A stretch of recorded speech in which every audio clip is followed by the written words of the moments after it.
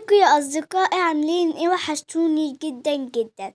وانا ماشيه كده لقيت تسريحه ماما مش عجباني، فيلا بينا نروق.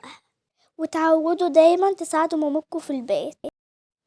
اول حاجه هنشيل كل الحاجات اللي على التسريحه،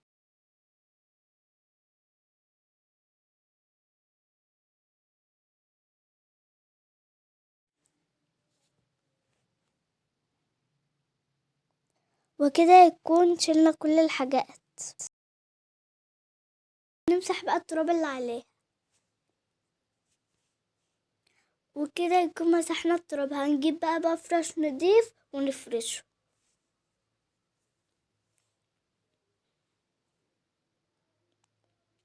هنرجع بقى الحاجات زي ما كانت.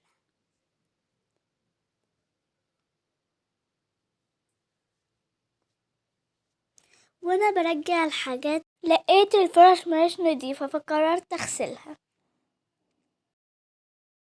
على كده يكون غسلتها بمية وشامبو. هنسيبها بقى لحد ما تنشف.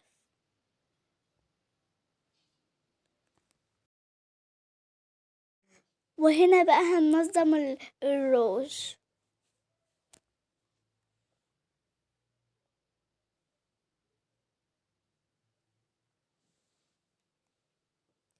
وهنحط بالشكل ده. وهنا حطيت كل الأقلام. بعد كده هنرجع الفرش مكانها زي ما انتوا شايفين، وكده يكون خلصتها. لو شكلها جميل قولولي في الكومنتات. ما تنساش اللايك والشير والاشتراك. باي.